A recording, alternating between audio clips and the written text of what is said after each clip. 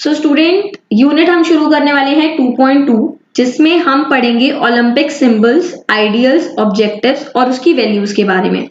तो student, Olympic मोटो, मोटो यानी कि ओलंपिक में यूज करा जाता है, जो कि है CTS, LTS एंड 40 इसका मतलब जो है वो होता है फास्टर, हायर, स्ट्रॉन्गर। यानी कि अगर मैं बोलूं ओलंपिक्स जो गेम है वो इसीलिए ऑर्गेनाइज कराई जा रही हैं ताकि हम जो हैं वो अपनी तेजी दिखा सकें, ऊंचाई दिखा सकें और स्ट्रांगनेस दिखा सकें। इसको देने वाले जो थे वो थे फादर डिलॉन, और उन्होंने 1895 में इसको दिया था। आई होप आपको ये चीजें क्लियर हो गई होंगी। ठीक है, आगे मूव करते हैं। आगे यहाँ पर देखा है ओलंपिक फ्लैग के बारे में। ओलंपिक फ्लैग जो है वो 1913 में बैरोन दे कोबर्टिन ने बना लिया था, लेकिन जो इसका फर्स्ट टाइम यूज है वो 1920s के ओलंपिक्स में करा गया था। ये फ्लैग जो है बेटा वो व्हाइट सिल्क कलर के कपड़े पे बनाया गया था, और इस तरीके से ये 5 रिंग दिख रही है आपको, इस तरीके से इंटरलॉक करते हुए ये 5 रिंग्स दिखाई गई थी, और ये दिखाती हैं कि इन देशों के बीच में काफी ज्यादा यूनिटी है और ये बिल्कुल ईमानदारी से जो है गेम खेलते हैं। और ये कौन कौन से देश हैं? America, Europe, Australia, Asia, Africa. America symbolize करता है रेड कलर को, यूरोप करता है ब्लू कलर को, Australia green colour, Asia yellow, and finally अगर मैं बात करूं अफ्रीका की तो वो करता है ब्लैक कलर। अब यहां से ये क्वेश्चन आ जाता है कि इंडिया कौन से कलर में लाई करता है, तो बेटा वो जो है वो है येलो। आई होप आपको ये क्लियर हो गया होगा।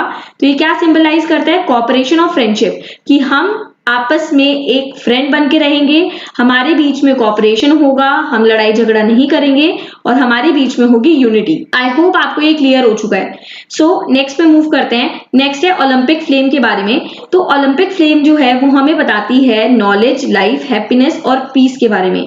ये जो फ्लेम है वो ओलंपिया विलेज, यानी कि जो ग्रीस में एक जगह है ओलंपिया वैली, वहां पर एक विलेज है ओलंपिया विलेज, वहां पर जो है इसको जलाया जाता है, और वहां से रनर उसको जलाते हुए उस कंट्री में लेके जाते हैं उस फ्लेम को जहां पर वो गेम होने वाले हैं। तो ये फ्लेम जल रही है, राइट, और इस फ्लेम को वो लेके कहां जा रहे हैं? उस कंट्री में जहां पर ये ओलंपिक्स होने वाले हैं, और ये कॉन्टिन्यूएशन में जलती रहती है। और फाइनली जब ओलंपिक्स खत्म हो जाते हैं बेटा, जब एंड डे होता है ओलंपिक्स का, तो इसको बुझा दिया जाता है। ठीक है, आई होप आपको ओलंपिक फ्लेम के बारे में क्लियर हो गया होगा।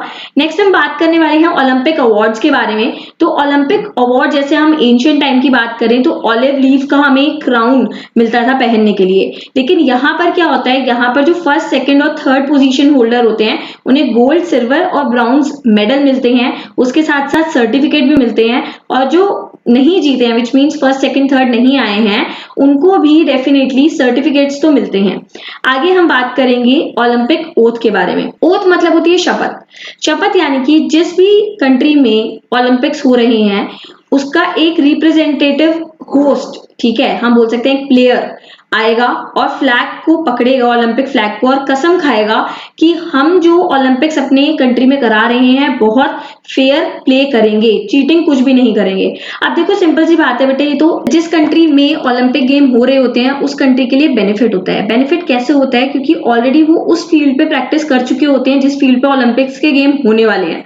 ठीक है, तो यहाँ पर भी अगर डोपिंग जैसी चीज होगी, डोपिंग क्या होता है, यहाँ से एक क्वेश्चन आता है। डोपिंग होता है बेटे चीटिंग। कई लोग क्या करते हैं ना, चीटिंग करते हैं। चीटिंग कैसे? सपोज करो वो पहले से ही स्टीरॉइड्स वगैरह के इंजेक्शन ले लेते हैं, जिसकी वजह से उनके अंदर काफी ज्यादा एनर्जी आ जाती है, ठीक है, और वो अदर कंटेस्टेंट के साथ फेयर प्ले नहीं होता है। तो यहाँ पर यही कसम ली जा रही है कि हम जो खेलेंगे वो बहुत ईमानदारी से खेलेंगे। सो गाइज आप देख सकते हैं यहाँ पर क्या लिखा है, we swear that we will take part in the Olympic games in the loyal competition respecting the Jarmas, regulations which govern them and desirous of participation in them in true spirit of doing sportsmanship for the honor of our country and for the glory of the sport. I hope आपको ये चीज समझ आ गई होगी। तो ये शपथ जो है वो ली जाती है, और किसके द्वारा ली जाती है? जो कंट्री का एक प्लेयर होता है उसके द्वारा ली जाती है। आगे हम मूव करते हैं।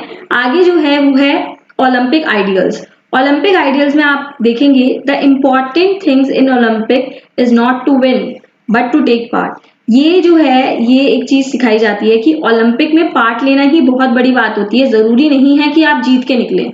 ठीक है। अगर आप उसमें पार्ट भी ले रहे हैं ना, वो भी बहुत बड़ी बात होती है, एक रिस्पेक्टफुल बात होती है, ठीक है। तो एक लाइन कही गई है, बहुत फेमस लाइन है ये। So guys, objective of Olympics यही है कि हम अटेंशन पे करें फिजिकल एजुकेशन और स्पोर्ट्स कंपटीशन की तरफ, ठीक है।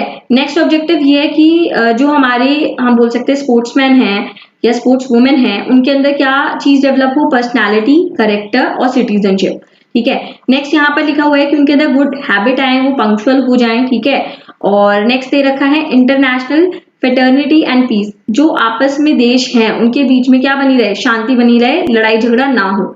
आगे दे रखा है not to have any discrimination, discrimination ना हो, भेदभाव ना हो, कास्ट, रेस और रिलीजन और जेंडर के बेस पे, यानी कि तुम लड़की हो तुम नहीं खेल सकती हो, ये सारी चीजें अवॉइड करने के लिए ही हमने ओलंपिक्स की शुरुआत करी, ताकि हर एक इंसान, हर एक ह्यूमन को इक्वल राइट मिले पार्टिसिपेशन का, ठीक है। आगे मूव करते हैं सो नेक्स्ट टॉपिक के बारे में बढ़ते हैं, जो कि है डेवलपमेंट ऑफ वैल्यूज। तो वैल्यूज कौन कौन सी डेवलप होती हैं? फर्स्ट जो वैल्यू डेवलप होती है, अगर आप देखेंगे तो आपको देखने को मिलेगी फ्रेंडशिप। फ्रेंडशिप हमारे अंदर डेवलप होती है क्योंकि अलग अलग टीम्स के मेंबर आपस में compete कर रहे होते हैं, ठीक है। कंपटीशन बढ़ता है, कंपटीशन से फ्रेंड्स बनते हैं, चीजें सीखने को मिलती हैं, अच्छा वो प्लेयर इतना अच्छा कर रहा है, कैसे कर रहा है, क्या क्या स्टेप्स ले रहा है, तो हम भी उनके साथ कोरिलेट करने की कोशिश करते हैं, फ्रेंड्स बनाने की कोशिश करते हैं, सीखने की कोशिश करते हैं। तो यहाँ से जो है डेवलपमेंट होती है फ्रेंडशिप की, नॉट अमंग द पार्टिसिपेंट्स, सिर्फ पार्टिसिपेंट्स के अंदर ही, इवन नेशंस के अंदर भी, जितने भी देश हैं उनके अंदर भी जो है, मैं बोल सकती हूँ कि फ्रेंडशिप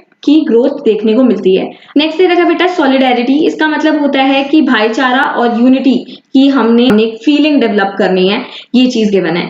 नेक्स्ट जो है आगे दे रखा है कि फेयर प्ले। फेयर प्ले का मतलब है कि हमने बिल्कुल ईमानदारी से खेलना है, ये नहीं कि जिस देश में ओलंपिक्स हो रहे हैं उनकी तरफ झुकाव ज्यादा है और सारे मेडल्स वही जीतते जा रहे हैं, ऐसा नहीं होना चाहिए।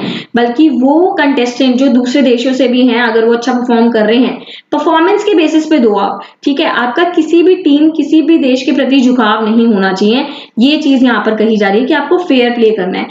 सो गाइज नेक्स्ट है फ्री फ्रॉम डिस्क्रिमिनेशन, यानी कि कोई भी डिस्क्रिमिनेशन नहीं होगा on the basis of caste, race and religion. अगर कोई लड़की विन कर रही है तो उसको भी इक्वल रिस्पेक्ट मिलनी चाहिए जिस तरीके से एक लड़के को मिलती है। अगर एक ब्लैक आदमी जीत रहा है तो उसको भी वैसी ही रिस्पेक्ट मिलनी चाहिए जैसे एक व्हाइट इंसान को मिलती है। तो यहाँ पर कोई भी डिस्क्रिमिनेशन नहीं होना चाहिए। आगे अगर मैं बात करूं तो मैं और चीजें बता देती हूँ। इसमें एक होती है रिस्पेक्ट, हमें एक दूसरे की रिस्पेक्ट करनी है।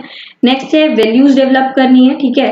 वैल्यूज इन द सेंस की सेंसिटिविटी, अगर किसी प्लेयर के चोट लग गई है तो ये नहीं कि आप खड़े हुए हैं और देख रहे हैं कि हमारे देश का तो है नहीं, हमारा क्या जाता है, हमारा प्लेयर नहीं है, तो ये चीज अच्छी नहीं होती है। आपको अपने अंदर एक वैल्यूज डेवलप करनी है, स्पोर्ट्समैनशिप डेवलप करनी है। लास्ट बेटा जो है वो है आपका एक्सीलेंसी। एक्सीलेंसी का मतलब होता है कि आपने एक्सीलेंसी के साथ जो है वो परफॉर्मेंस देनी है, बिल्कुल बेस्ट तरीके से के साथ। सो इसी के साथ ये जो वीडियो है वो खत्म होती है। आई होप आपको ये सारी चीजें क्लियर हो गई होंगी, जो भी मैंने आपको चीजें सिखाई हैं, और मैंने काफी सारी चीजें सिखाई हैं इसमें, तो ये काफी इंपॉर्टेंट वीडियो है। अगर मैं आपको बताऊं तो यहाँ पर हमारी 2.2 जो है यूनिट खत्म हो जाती है। नेक्स्ट वीडियो में हम डेफिनेटली डिस्कस करने वाले हैं 2.3। तो मैं आप सबसे रिक्वेस्ट करूंगी कि अगर आप मेरे चैनल पे नए हैं तो प्लीज मेरे चैनल को लाइक, शेयर, सब्सक्राइब करना ना भूलें और नीचे दिए गए बेल आइकन को भी प्रेस कर दें ताकि इस चैनल से जुड़ी लेटेस्ट इन्फॉर्मेशन आपके पास पहुंचती रहे। Thank you guys.